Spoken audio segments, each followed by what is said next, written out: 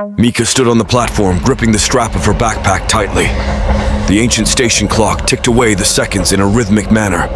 Her eyes were set on the horizon, a mixture of excitement and trepidation welling up inside her. She was about to embark on a solo journey across Eastern Europe, a long-awaited escape from her mundane life. The train rolled into the station with a loud whistle and the hiss of brakes. Mikha boarded, finding her seat and settling in.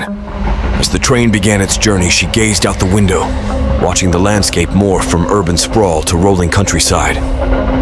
She had a list of destinations she wanted to explore, each one a new adventure. Her first stop was Prague, the city of 100 spires. The cobbled streets, Gothic churches, and the stunning Prague castle atop a hill enchanted her. Mikha spent her days wandering through narrow alleyways, sampling local cuisine, and absorbing the rich history that seemed to linger in the air. She made friends with fellow travelers at her hostel, sharing stories and laughter over pints of Czech beer. One evening, as Mikha was returning to her hostel, she took a detour through a less-traveled street. The charm of Prague at night had always appealed to her. The streetlights cast long shadows, and the faint sound of music floated through the air. Suddenly, she felt a presence behind her. Turning, she saw a figure in a dark coat, their face obscured by the brim of a hat. "Excuse me, do you know the way to Charles Bridge?" the figure asked, their voice smooth but with an undertone that sent a shiver down Mikha's spine. She gave the directions quickly, eager to be on her way. The figure thanked her and walked off, but Mikha couldn't shake the feeling of unease that lingered. The next morning, Mikha awoke to find the city in an uproar. A tourist had been found murdered near the Charles Bridge. The news sent a chill through her. She remembered the figure from the previous night and wondered if there was a connection. She decided to report her encounter to the local authorities, who took her statement with interest. Mikha's travels continued, but the incident in Prague cast a shadow over her journey. She became more cautious, avoiding dark streets and keeping an eye on her surroundings. Her next destination was Budapest, a city known for its vibrant culture and stunning architecture. In Budapest, Mikha found herself drawn to the old thermal baths. She spent an afternoon soaking in the warm waters, letting the tension melt away. As she lounged by the pool, she noticed a man watching her. He was well-dressed, with sharp features and piercing blue eyes. Mikha felt a twinge of discomfort but dismissed it as paranoia from her experience in Prague. That evening, she went to a local ruin bar, famous for its eclectic decor and lively atmosphere. The man from the baths appeared again, introducing himself as Victor. He was charming and knowledgeable about the city, offering to show her around. Despite her initial hesitation, Mikha agreed.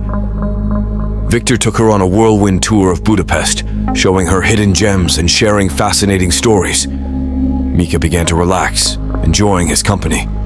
But as the night wore on, she noticed small inconsistencies in his stories. Her unease returned, but it was too late. They were alone in a secluded part of the city. Without warning, Victor's demeanor changed. He grabbed Mikha's arm, his grip tight and unyielding. "You're too curious for your own good, Mikha," he whispered, his breath hot against her ear. Fear surged through her, and she struggled to break free. In the chaos, she managed to land a hard kick to Victor's knee, causing him to stumble. She took the opportunity to run, her heart pounding in her chest. She didn't stop until she reached her hostel, where she collapsed onto her bed, shaking. The next morning, Mikha went to the police again, recounting her encounter with Victor. They took her seriously, assuring her they would investigate. She decided to cut her stay in Budapest short, moving on to her next destination, determined not to let fear ruin her trip. In Romania, Mikha found solace in the Carpathian Mountains. The serene landscape and friendly locals helped her regain some sense of normalcy. She visited Dracula's castle, trekked through dense forests, and explored quaint villages. But the memories of Victor and the figure in Prague haunted her, a reminder of the darkness that lurked beneath the surface of her adventure. As she traveled deeper into Romania, Mikha stumbled upon a small town that wasn't on her map. The locals were wary of outsiders, and the atmosphere was tense.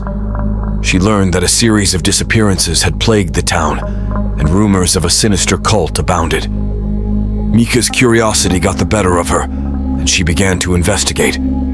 She spoke with villagers, piecing together bits of information. It became clear that the disappearances were linked to a secretive group that met in the old abandoned church on the outskirts of town. Determined to uncover the truth, Mikha decided to attend one of their meetings, disguising herself as one of the locals. That night, she snuck into the church, her heart pounding. She hid in the shadows, watching as hooded figures gathered.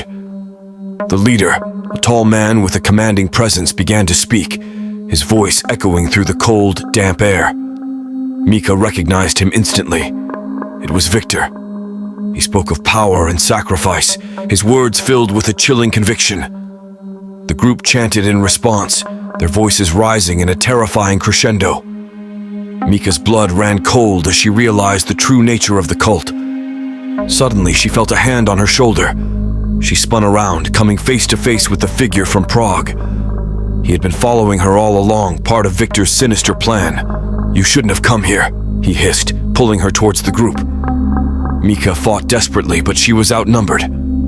The cult members surrounded her, their eyes filled with fanaticism.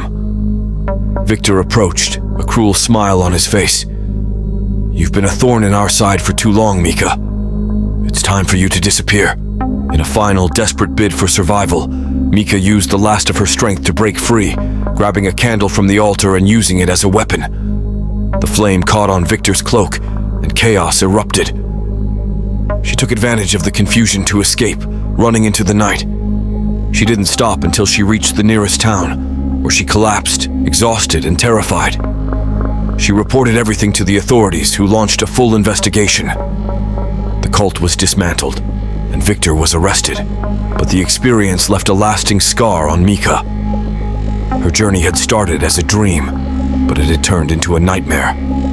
Despite the horror she faced, Mikha refused to let fear define her. She continued her travels, albeit more cautiously, determined to reclaim her love for adventure. As she boarded a plane back home, she reflected on her journey. It had been filled with beauty and terror, friendship and betrayal. But most importantly, it had taught her the strength she never knew she possessed.